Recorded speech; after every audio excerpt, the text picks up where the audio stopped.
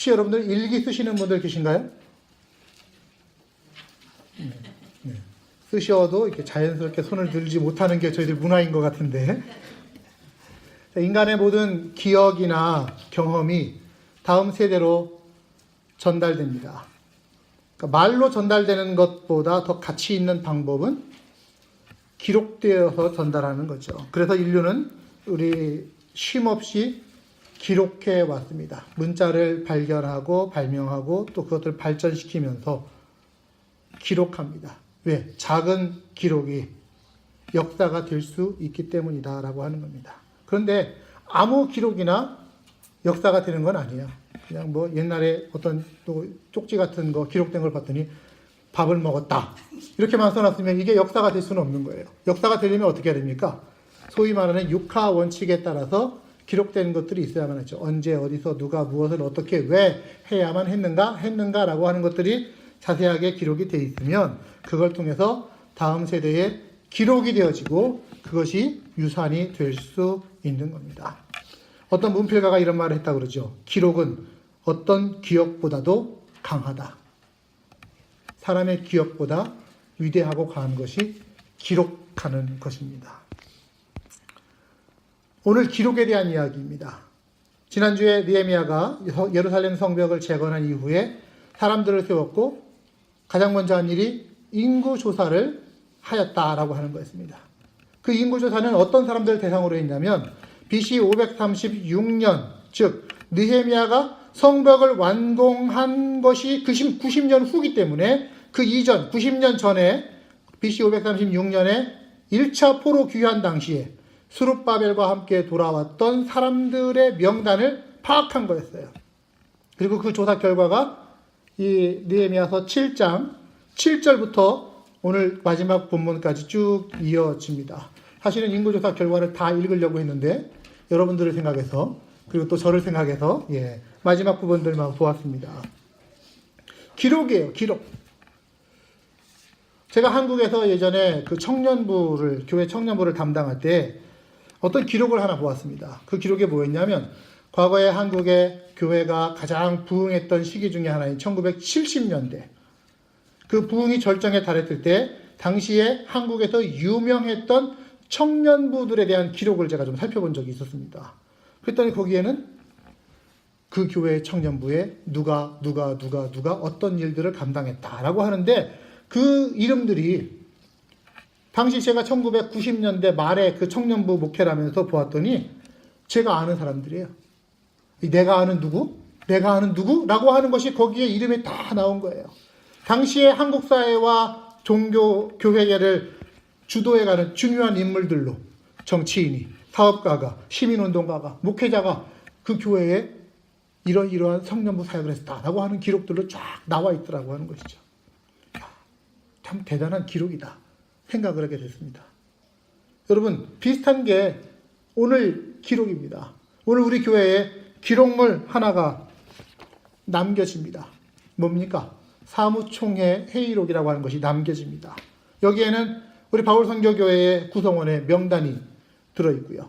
또 2018년 바울선교교회에 어떤 사람이 어디에서 어떤 사역을 감당했는가 그리고 함께 어떤 교회를 일구어 갔는가라고 하는 기록이 이 안에 만들어지게 됩니다.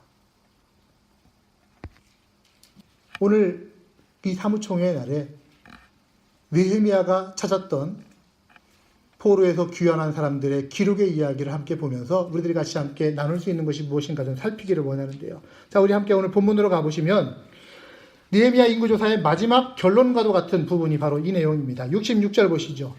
온 회중의 합계는 몇 명이에요? 42,360명. 그 외에 노비가 7,337명. 그들에게 노래하는 남녀가 245명. 숫자가 참 좀 머리가 아프죠? 네. 제가 지난주일 직원회 하고 또 이번 주에 사무총회 이거 준비하고 하느라고 숫자와의 씨름을 했어요. 우리 교회 성도님들이 토탈 몇 분이시지? 교회학교 학생이 몇 명이지? 누가 어디에서 무슨 일 했지? 서류 막 작업하고 그리고 우리 교회 재정이 작년에 결산이 어떻게 되었지? 신년도 예산이 어떻게 됐지? 하고 숫자 가지고 막 두들기다가 설교를 준비하는데 또 여기 숫자가 이렇게 확 나오는 거예요. 아, 무슨 숫자가 이렇게 많나? 라고 했는데 다 여기 보세요. 총 귀환자가 일반인이 한 4만 2천 명 정도가 되었다라는 겁니다. 그 외에 노비가 7,300여 명, 노래하는 사람들이 240여 명, 합이 5만 명 가까운 숫자가 1차 포로 귀환 때 유다 땅으로 돌아온 거예요. 이런 결과가 나오기까지 여러 기준에 따라서 기록들을 찾으면서 분류를 했던 것을 우리는 성경을 통해서 봅니다. 7장 8절부터 보시면요. 가문에 따라서 분류한 내용이 나와요. 17개 가문에서 16,722명을 분류해냈습니다. 또 지역과 성읍에 따라서 살았던 곳에 따라서 21개 마을에서 8,684명을 분류를 해냈습니다. 그런가 하면 직분에 따라서도 분류를 합니다. 39절에는 보니까 귀환자들 중에서 제사자들의 명단을 거기다가 가문 중심으로 분류해 놓은 것이 있어요. 4개 가문에서 4,289명의 제사장들이 돌아왔어요. 총 돌아온 사람들 숫자가 노비를 제외하고 4만 2천 명 정도니까 전체 귀환자의 10분의 1 정도가 제사장들이 돌아왔다라고 하는 겁니다. 그런데 다음에 레위 사람들을 보니까요. 8개 가문에서 360명의 사람들이 돌아옵니다. 레위인이 누굽니까? 제사장들을 도와서 성전에서 예배와 성전 유지에 필요한 여러 가지 일들을 함께 하면서 섬기는 사람들이 레위인들입니다. 제사 짐승을 잡는 걸 함께 도와요. 고기를 씻기도 합니다. 성가대에서 노래하는 것, 성의 문을 지키는 것, 성문을 보수하는 것, 여러 가지 것들이 다 레위인들의 몫입니다. 실제로 성전에서 일을 하는데 제사장들보다 더 많은 숫자가 필요했던 게 레위인들이었고, 포로로 잡혀가지 이전만 해도 제사장보다 레위인의 숫자가 훨씬 더 많았었어요. 그런데 포로 귀환 때 돌아온 레위인의 숫자는 제사장들에 비해서 불과 10분의 1에 밖에 없었습니다.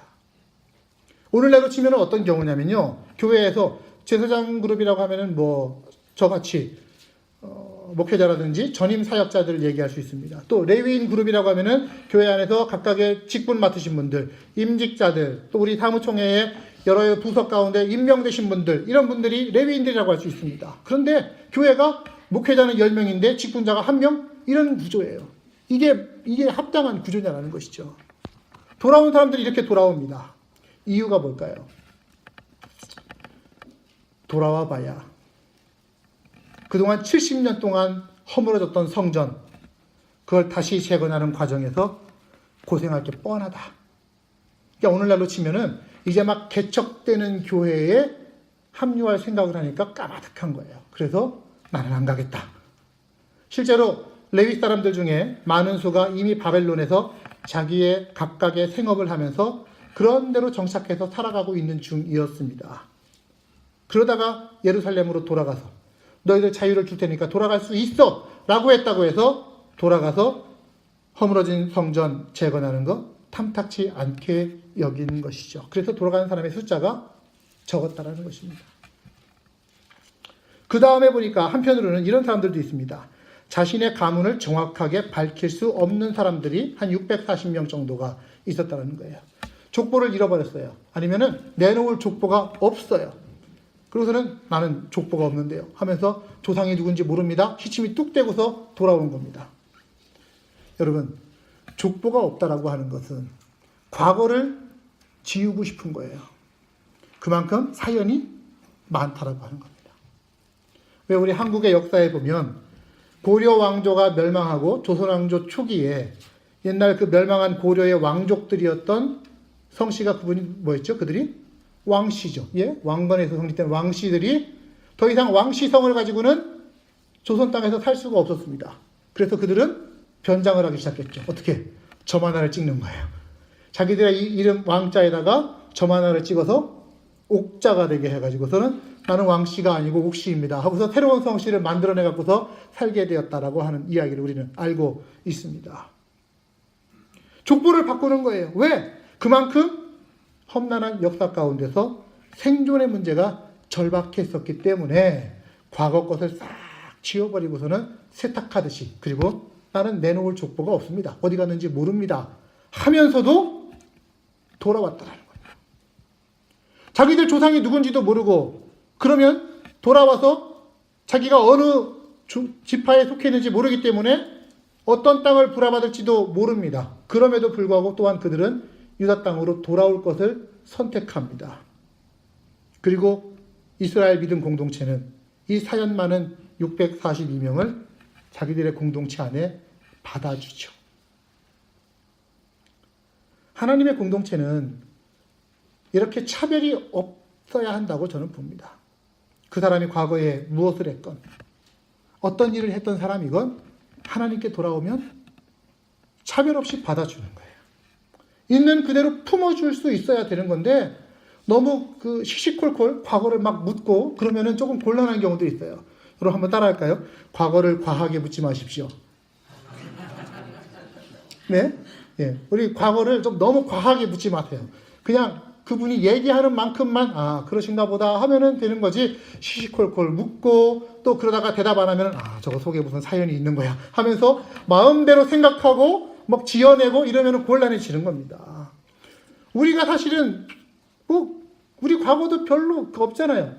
한꺼풀만 베끼면은 그 안에 부끄러운 진면목이 다 숨어 있는 게 사실 우리들의 모습입니다. 성경에 나오는 사람들도 그랬습니다. 성경의 위인이라고 기록되어 있는 사람들이 사실은 그들의 속을 보니까 배다른 형제들끼리 갈등하고 있는 모습들, 근친상 간의 모습들, 아주 복잡한 사연 투성이가 성경의 인물들의 이야기였었어요. 그러나 성경은 어떻게 얘기합니까? 아무리 그런 사람들이라 하더라도 그가 하나님만 붙들면, 하나님께만 돌아오기만 하면 하나님은 그들의 부끄러운 과거들을 감추어 주시고 다시 하나님의 영광의 도구가 되게 하신다. 이게 성경의 이야기 아닙니까? 우리가 아무리 지나간 과거가 복잡하고 어려움이 있었다 하더라도 과거는 과거대로 놓고 내가 이제부터라도 하면서 하나님께 돌아오기만 하면, 하나님의 이름 붙들기만 하면 하나님은 나를 있는 모습 그대로 받아주시는 분이시라는 겁니다. 이스라엘은 그런 모습을 우리에게 지금 보여주고 있어요. 결국에 이 인구조사의 초점이 어디인가라고 보니까 맨 마지막 구절이라고 저는 보고 있습니다. 우리 한번 같이 읽어보겠습니다. 73절입니다. 이와 같이 제사장들과 레위 사람들과 문지기들과 노래하는 자들과 백성 몇몇과 느디님 사람들과 온 이스라엘 자손이 다 자기들의 성읍에 거주하였느니라. 자, 제사장들, 레위 사람들, 문지기들, 노래하는 사람들, 느디님 사람들은요 하인들이에요. 노비들을 얘기하는 것입니다. 이 사람들의 공통점이 뭡니까? 예배 공동체입니다. 성전을 돌보면서 예배하고 그것을 회복하는 데 꼭 필요한 사람들의 이름을 맨 마지막에 이렇게 기록해 놓고 있는 거예요. 여러분 이 명단이 무엇을 의미하는 걸까요? 지금까지 잘 살고 있던 바벨론에서 황무지와 같은 예루살렘으로 돌아옵니다. 이유는 하나님께서 그 땅을 다시 회복시키시겠다라고 하는 그 약속의 말씀을 믿고 고향 땅으로 돌아온 믿음의 사람들의 기록이 우리가 읽은 이 본문이라는 것이죠. 족보를 가지고 돌아온 사람들은 그동안의 포로 생활을 통해서도 하나님의 약속을 잊지 않고 주의 백성으로서의 정체성을 잊지 않으면서 살아왔던 사람들이라고 하는 기록입니다. 또 비록 험난한 인생살이 가운데 자기의 족보마저 잊어버렸거나 버렸다 할지라도, 그래서 옛날 고향 땅으로 돌아와 봐야 되찾을 땅이 없을지라도 나는 주의 백성이기 때문에 주께서 약속하신 가나안 땅으로 돌아가야 되겠다라고 하는 그런 마음으로 돌아왔던 사람들의 기록입니다. 왜? 내 본래 사명이 하나님 예배하는 거였기 때문에. 내가 제사장 지파 출신이고, 내가 레위인 출신이고, 내가 문지기였고, 내가 노래하는 사람이었고, 내가 하나님 나라의 백성이었고, 내가 하나님 나라의 일꾼이었기 때문에 지금까지 살고 있던 바벨론 땅, 거기보다 내가 더 필요한 곳이 예루살렘이구나 라고 하는 것. 그래서 그곳에 있기를 원하는 신앙적 일념 그 하나로 돌아왔던 사람들의 기록인 것입니다. 오늘날 물론 우리는 이 기록들을 아는 사람들이 거의 없죠.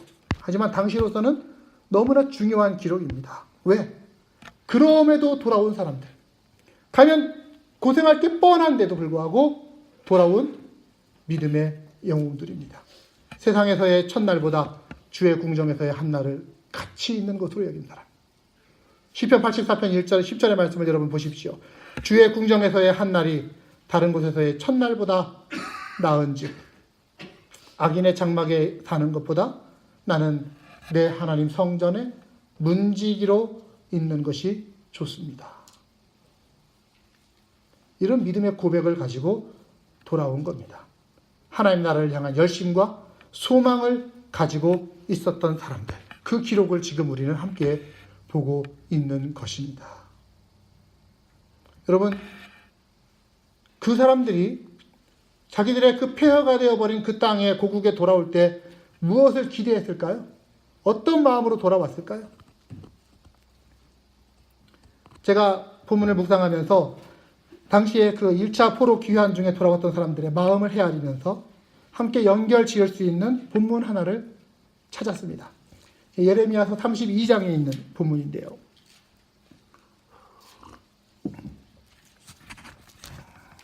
예레미야는 우리가 알고 있기로 눈물의 선지자라고 이렇게 이름이 붙여져 있습니다. 왜냐하면 자기 백성이 바벨론에서 멸망당할 것을 예언했던 사람입니다. 눈물을 흘리면서 예언할 수밖에 없었죠.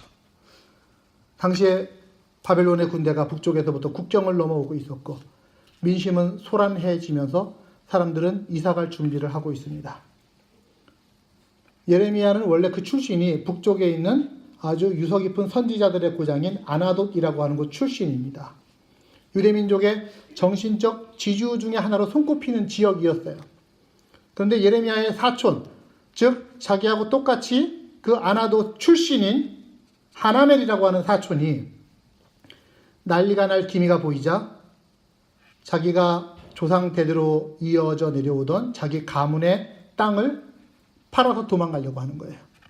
팔려고 하면서 먼저 예레미야에게 찾아와서 이스라엘에는 그 기업물을 짜라고 하는 고엘이라고 하는 제도가 있지 않습니까? 야, 내가 땅 팔려고 하는데 네가 먼저 살 수 있는 권리가 있어 하면서 너 내 땅 사 하는 거예요. 그런데 그 땅이 어떤 땅이에요? 이제 곧 난리가 날 땅, 곧 멸망당할 땅, 곧 이방 나라에 침략당할 땅. 난리통에 자기 유산을 지키려고 하는 게 아니라 땅 팔기에 급급하면서 예레미야 보고 그 땅을 사라고 하는 겁니다. 그럴 때 예레미야는 그 하나멜이라고 하는 친척에게 은 17세겔을 주고 그 땅을 삽니다. 은 17세겔은 요즘 돈으로 환산해 보니까 보통 사람의 1년 연봉 정도에 해당하는 금액 정도래요. 지금까지는 그 땅이 유서 깊은 곳이었고 선망의 땅이었을지 모르지만 그러나 이제는 곧 멸망당할 땅입니다. 그런 땅을 멸망을 예언하는 선지자가 사는 거예요. 자기 예언대로 하면 곧 폐허가 될 땅인데 그 땅을 사는 겁니다. 헐값으로 살 수도 있었겠죠. 전쟁 분위기니까. 하지만 정당한 대가를 치르며 많은 증인들을 세우고 공개적으로 그 땅을 매입을 합니다.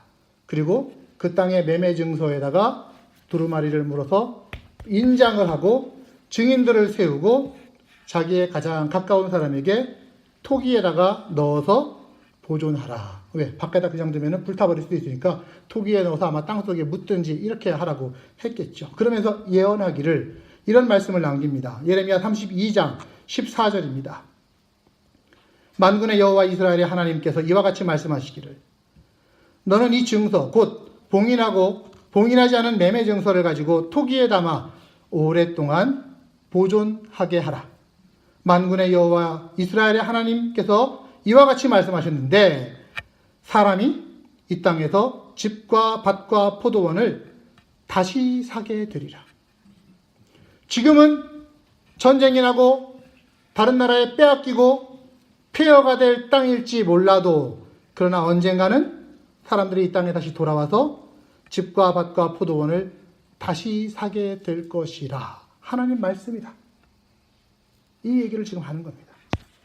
결국 예레미야가 이런 행위를 하는 이유는요, 하나님의 그 약속의 말씀 때문입니다.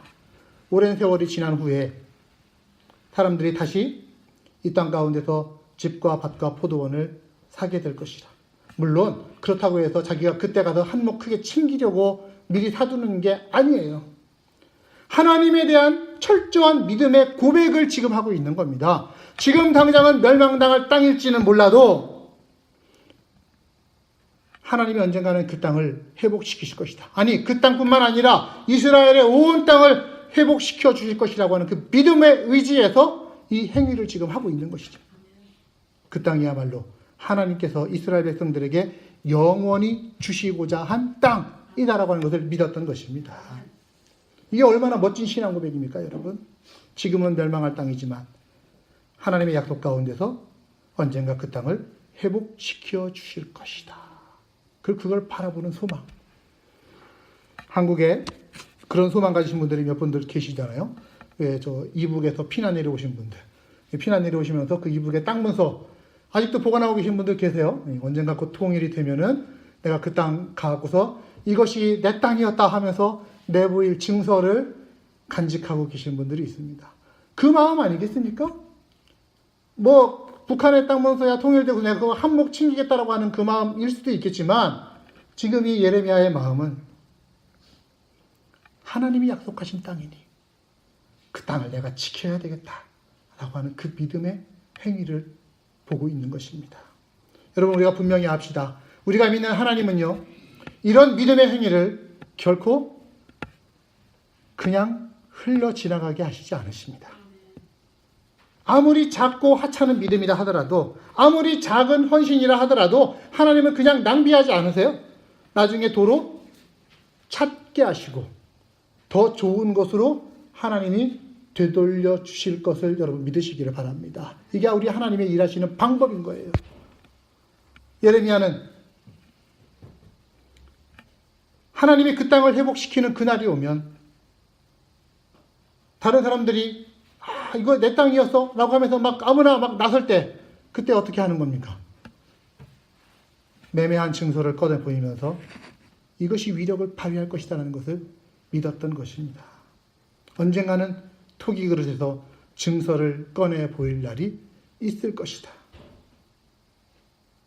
거기에 이름이 적히지 않은 사람은 아무도 그 땅의 주인이라고 주장할 수 없지만 거기에 이름이 적힌 나는 그 증서가 주장할 것이고 증인이 될 것이고, 아니, 하나님께서 나의 행위에 증인이 되어 주실 것이다. 이것을 믿은 것이죠.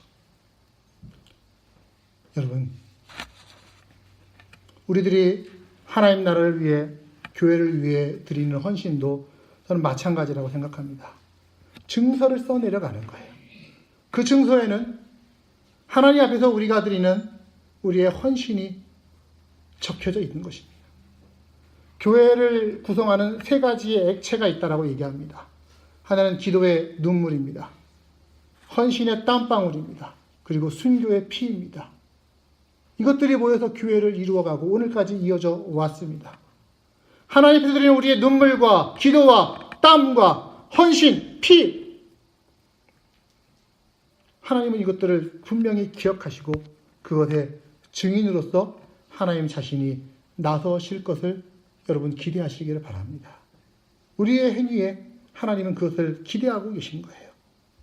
지금 당장은 봉인되어서 아무도 펴보지 못한다 하더라도 언젠가는 하나님이 증인 되시고 모든 사람 앞에 드러날 날이 오게 되는 것. 아니, 우리가 하나님 앞에 서게 되는 그날은 반드시 우리의 행한 것들이 기록으로 남겨져서 그 앞에서 펼쳐져 보일 것을 우리는 믿고 있는 거 아닙니까? 우리가 우리의 구주로 믿고 있는 예수 그리스도, 그분은 자기 자신을 세상에 던지신 분이었습니다. 나는 생명의 떡이니 나를 먹고 나를 마셔라 하면서 자기를 세상에 던지셨어요. 그리고 결과로 우리에게 영원한 생명의 떡을 허락해 주신 분이죠. 전도서 11장에 보면 이런 말씀이 있습니다. 너는 내 떡을 물 위에 던지라. 여러 날 후에 도로 찾으리라. 네 손에 든 떡을 물 위에, 흐르는 물 위에 던져라. 그러면 여러 날 후에는 도로 찾게 될 것이다. 예수님이 그러신 분이었어요. 흐르는 물 위에, 세상이라고 하는, 인류라고 하는 물 위에 자신의 생명의 떡을 던지셨습니다. 그리고 하나님께서는 그 주님을 부활로 일으키셨을 뿐만 아니라 그 주님의 생명의 떡을 먹고 마신 사람들, 우리 그리스도인들을 또한 불러 일으켜 세워주십니다. 그리스도인이 누굽니까? 예수 그리스도가 십자가에서 스스로 던진 그 생명의 떡을 받아 먹고 생명을 얻은 사람들, 아울러서 이제는 자신이 예수님을 본받아서 자신도 떡이 되어서 세상이라는 강물에 교회라고 하는 주님의 몸을 통해서 자신을 던지는 사람들, 이들이 바로 그리스도인이라고 하는 존재들입니다. 오늘 말씀으로 비춰보면 어떤 사람들입니까? 예레미야서로 보면은 아무도 내켜하지 않는 그 땅이지만 내가 다시 회복시키시겠다라고 하는 그 하나님의 약속, 그 하나에 의지해서 그 밭을 제값주고 사는 믿음의 사람이 바로 그리스도인입니다. 느헤미야서의 본문을 보면 그 유다 땅에 돌아온 귀한 자들 명단, 자기들이 지금까지 정착해서 잘 살고 있던 그 페르시아의 바벨론 땅을 포기하고 약속의 땅 예루살렘으로 돌아온 약속의 말씀 하나만 의지해서 살고 있는 사람들, 그들이 바로 그리스도인이었다는 것입니다. 저 또한 여러분들과 함께 이 교회를 섬기며 목회할 때에 이 마음으로 목회를 하고 있습니다. 그렇게 하려고 합니다. 제 인생에 믿음으로 받은 생명의 떡이 있습니다. 예수 그리스도이십니다. 나를 살린 생명의 떡. 그 생명의 떡을 저는 다시 믿음으로 여러분들과 이 교회와 또 이 피더보로 지역사회 가운데 던지는 거죠. 한편으로는 기약 없는 기다리는 기도와 같은 마음으로 던집니다. 하지만 누군가는 그 떡을 건져내서 인생과 삶의 양식으로 삼을 수 있기를 바라면서 흐르는 물 위에 떡을 던지는 거예요. 저만 그렇겠습니까?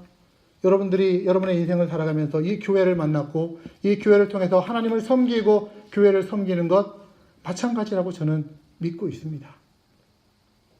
오늘 우리가 의미 있는 시간 앞에 서 있습니다. 사무총회입니다. 한 해를 결산하고 새로운 해 비전과 소망을 바라봅니다. 여러분의 오늘 관심은 무엇입니까? 누가 어떤 부서에 맡았는지, 우리 교회 예산이 어떻게 되는지. 하지만 그것보다 더 중요한 것은 우리 모두가 이 공동체에 자신의 인생을 걸고 생명을 걸고 나를 드리기로 결단하는 겁니다. 하나 된 헌신을 통해서 같은 꿈을 함께 꾸기를 저는 원하는 거예요. 그 꿈을 여러분들은 지금 꾸고 계십니까? 성경적으로 안디옥 교회를 모델로 한 건강하고 교회다운 교회의 꿈을 같이 꾸기를 원합니다. 비록 규모는 작을지라도 이 시대에 좋은 교회로서 모델이 될 수 있는 교회의 꿈을 꾸기를 원합니다. 피더보로 지역 한인 이민사회 가운데 하나님 나라를 건설하는 꿈을 이 교회를 통해서 저는 꾸고 있는 것이고요. 우리 세대뿐만 아니라 우리의 자녀들, 자손에 이르기까지 하나님이 기뻐하실 교회가 지어지는 꿈들을 저는 꾸고 있고 여러분들과 함께 꾸기를 원하고 있습니다. 여러분 이 일에 어떻게 하시겠습니까? 뒷짐지시고 구경하시겠습니까? 아니면 함께 뛰시겠습니까? 주전선수로, 대표선수로 뛰시지 않으시겠습니까? 훗날 우리들의 기록을 보면서 피더보로 바울선교교회가 참 좋은 교회였구나 이런 인정함이 있을 때 그때 나도 그때 거기 있었어. 나도 그때 이런 일 했어. 이렇게 말할 수 있어야 되지 않겠습니까? 여러분 그러기 위해 자기 자신을 뒤로 물러서지 마십시오. 기도하는 일에서 뒤로 물러서지 마십시오. 땀과 눈물을 흘리는 일에서 뒤로 물러서지 마십시오. 예배드리는 일에서 뒤로 물러서지 마십시오. 앞장서 나가는 거예요. 선수로서, 구경꾼이 아닌 대표 선수로서 앞장서서 뛰는 겁니다. 믿음으로 그 땅에 돌아온 사람들을 기억합시다. 세상적으로야 바벨론에서 삶이 훨씬 안락하고 편했겠죠. 특히 느드님 사람들, 그들은 성전에서 가장 험한 일을 맡아 하던 노비들입니다. 가장 비천한 신분임에도 불구하고 그 신분을 주장하면서 나는 느디님 사람 출신이에요. 나는 성전 봉사하던 사람이에요. 예루살렘으로 돌아와서 그 일을 감당했던 사람들의 마음을 생각해 보십시오. 그 마음이 복 있는 마음입니다. 하나님이 그런 마음을 복 주신다고 성경에 기록하고 있습니다.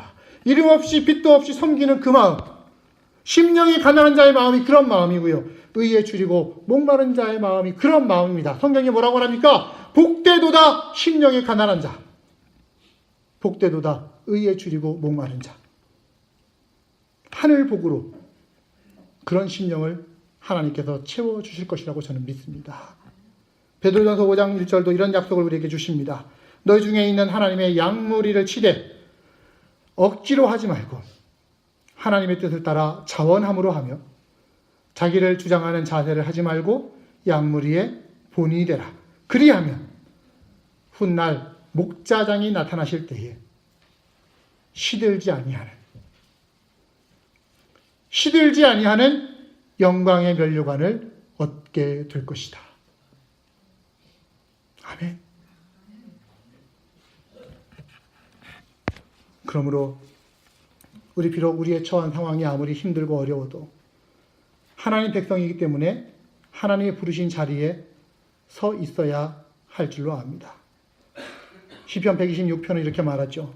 울며 씨를 뿌리러 나가는 자는 반드시 기쁨으로 그 곡식단을 가지고 돌아오리로다.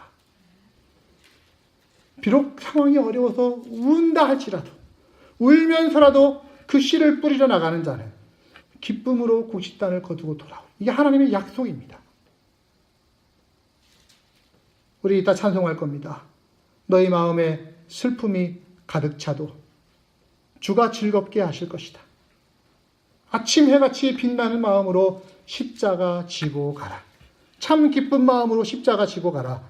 기쁘게 십자가 지고 가면 슬픈 마음이 위로받고 하나님께서 넉넉히 그 십자가 질 수 있는 능력들 허락해 주실 것이다. 아무쪼록 이 자리에 모신 여러분들 모두 2018년 바울선교 교회 위에 부름받으신 분들입니다. 여러분들이 서셔야 할 자리가 바로 이곳입니다. 그럴 때 하나님께서 그 하나님 나라를 위해 애쓴 우리의 믿음과 헌신들을 반드시 기록하시고 하나님 스스로 증인이 되시면서 우리를 부르실 그날을 기대하면서 오늘 여러분들의 이름으로 된 땅문서를 기록으로 남기실 수 있기를 바랍니다. 올 한 해, 아니 우리의 일생 동안 내가 이런 믿음의 밭을 샀다. 내가 이런 믿음의 헌신과 수고를 감당했다라고 하는 그 기록들을 만들어 갈 수 있는, 그래서 하나님께로부터 시들지 아니한 영원한 면류관을 얻게 되는 여러분들 되시기를 주님의 이름으로 축복합니다.